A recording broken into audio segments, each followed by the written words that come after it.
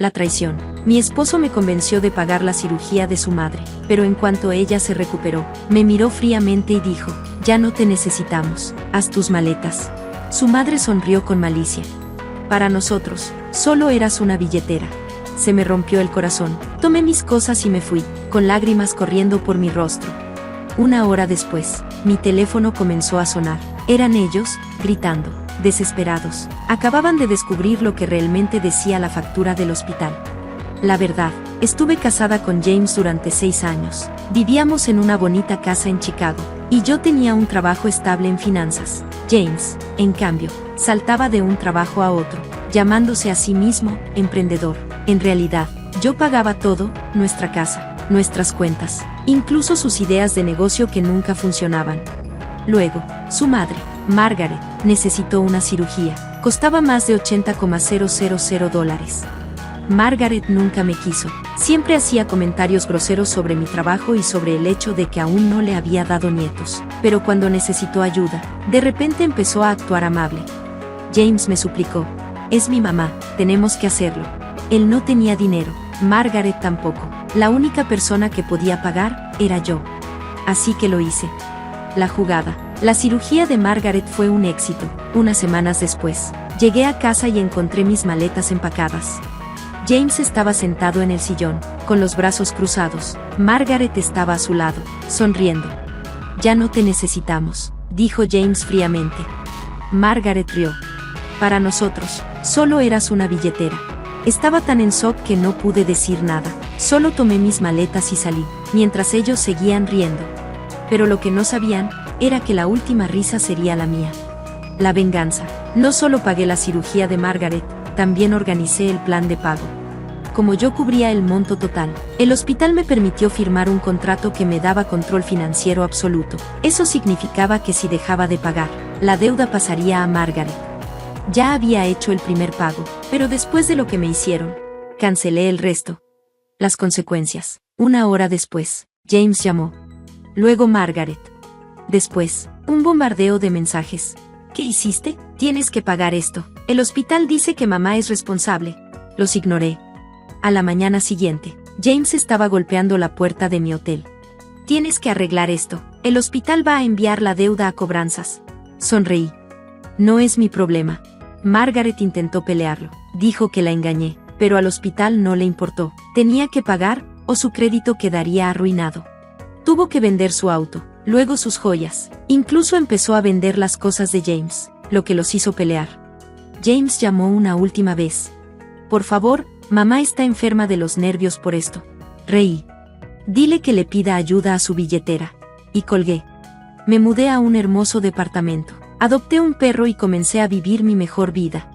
Y de vez en cuando, mientras bebo una copa de vino, pienso en ellos ahogándose en deudas. Y sonrío. La reacción, por un tiempo, mi vida fue tranquila.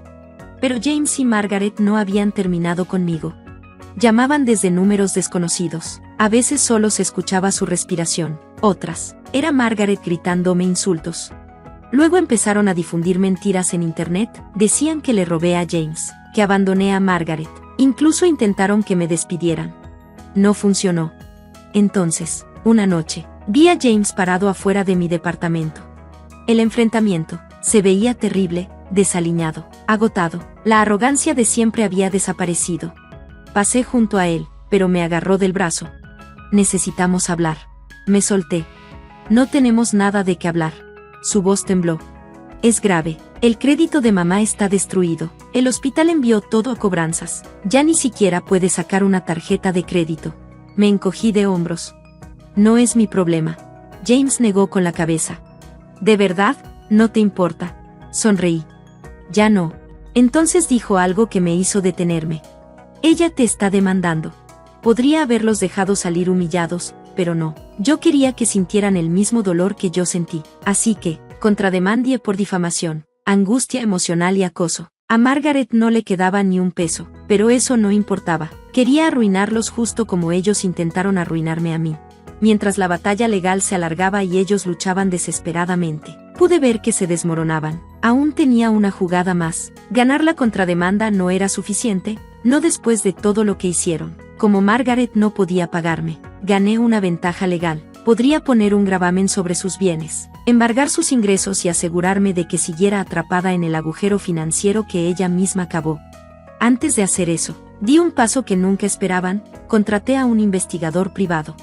El investigador descubrió secretos. James siempre había sido un mentiroso y manipulador, pero no había borrado del todo sus rastros. Encontró otra cuenta bancaria que James había escondido de Margaret. ¿Y adivina qué? El dinero en esa cuenta provenía de mí. James había estado transfiriendo poco a poco pequeñas sumas de nuestra cuenta conjunta a lo largo de los años, lo suficientemente pequeñas para no levantar sospechas, hasta que acumuló más de $30,000. Ahora estaba usando ese dinero mientras fingía estar en quiebra en la corte. Tenía todas las pruebas, registros bancarios, detalles de transacciones, todo, lo tenía acorralado.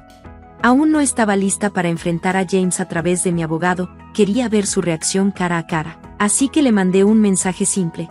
Necesitamos hablar. Encuéntrame en Clyde's Café a las 3. Cuando llegó, se veía nervioso. Probablemente esperaba que yo suplicara un arreglo. En cambio, deslicé los estados de cuenta por la mesa. Su rostro se puso pálido. ¿De dónde sacaste esto?, susurró. Sonreí y dije, tengo mis maneras. Sus manos temblaban mientras hojeaba las páginas. Me robaste, James, dije con calma. Esto no es solo fraude, es robo. ¿Piensas explicarle esto al juez o a la policía? Él tartamudeó. Mira, no es lo que parece, yo, te doy una oportunidad. Lo interrumpí, transfiéreme todo, tu carro, tus ahorros, la casa, y yo retiraré la demanda. Él protestó, pero la casa no está a mi nombre. Me incliné y dije, ¿en serio? Puedo demostrar que la compraste con mi dinero. Quédate callado, tienes hasta mañana, o llevaré esto a la policía. No sé qué pasó después de que James salió del café, pero al anochecer, Margaret inundaba mi teléfono con llamadas y mensajes. Ignoré sus llamadas, y pronto sus mensajes decían: eres una traidora, ¿cómo te atreves a chantajear a mi hijo? Piensas que eres lista, pero solo eres una bruja amarga y solitaria, te arrepentirás. Ese último mensaje me preocupó, porque sabía que Margaret no solo hablaba, actuaba según sus amenazas. A las 2:47 a.m., mi perro empezó a ladrar furiosamente, y oí romperse el vidrio. Agarré mi teléfono y un bate de béisbol, con el corazón latiéndome a 1000, y me acerqué sigilosamente hacia el ruido. La ventana principal estaba rota, alguien había trepado. En mi sala vi a Margaret rebuscando entre mis cosas. Por un breve momento, se notaba tan sorprendida como yo. Luego se recompuso y escupió, no me asustas. Di un paso adelante, apretando el bate con más fuerza. Margaret, ¿qué haces en mi casa? Estás destruyendo nuestras vidas. Ella chilló, tú estás tratando de destruir a mi hijo. Ustedes mismos lo provocaron.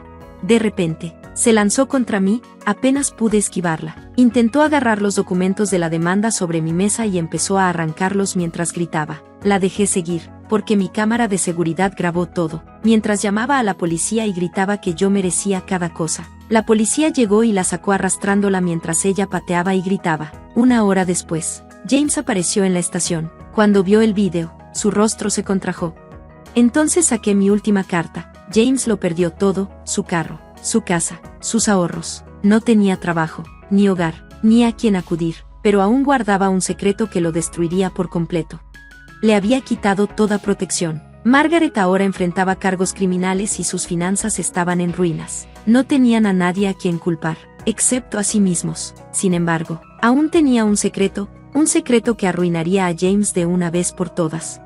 Durante años, había sospechado que James tenía una aventura por sus noches largas, mensajes secretos y repentinas ausencias. Mi investigador no solo encontró su cuenta oculta, sino que también descubrió a su amante. Se llamaba Rachel, y había estado con James durante casi 3 años a mis espaldas, incluso mientras yo pagaba la cirugía de su madre. Y lo peor, Margaret lo sabía desde hace tiempo. Mientras fingía ser amable, ella lo empujaba a estar con otra, alguien que pudiera darle una familia de verdad.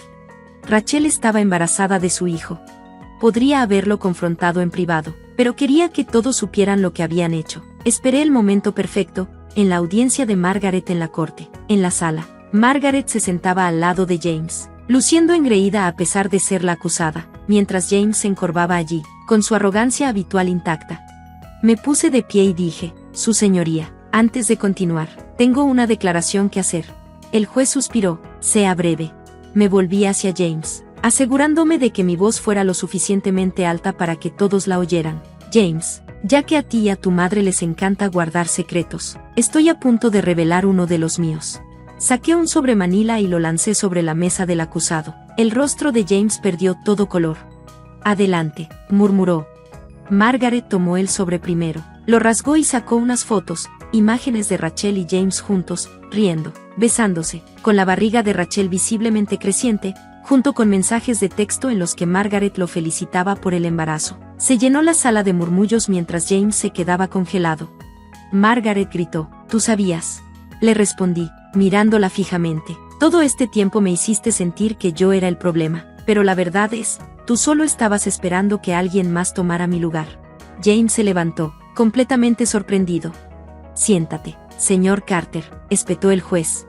Pero Margaret ya no me prestaba atención. Se volvió hacia James y, frente a todos, lo abofeteó fuertemente.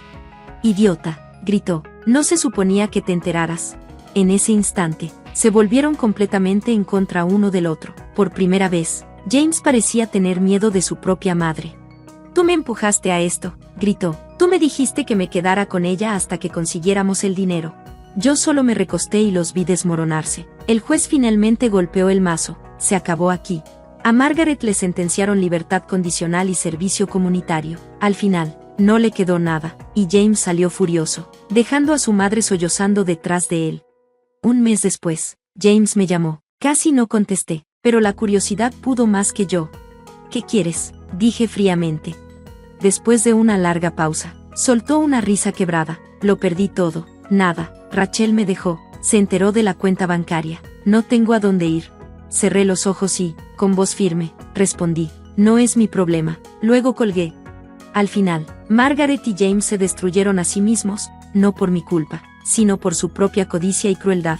Yo seguí adelante, viajé, reconstruí mi vida y, eventualmente, encontré a alguien que realmente me amaba y respetaba.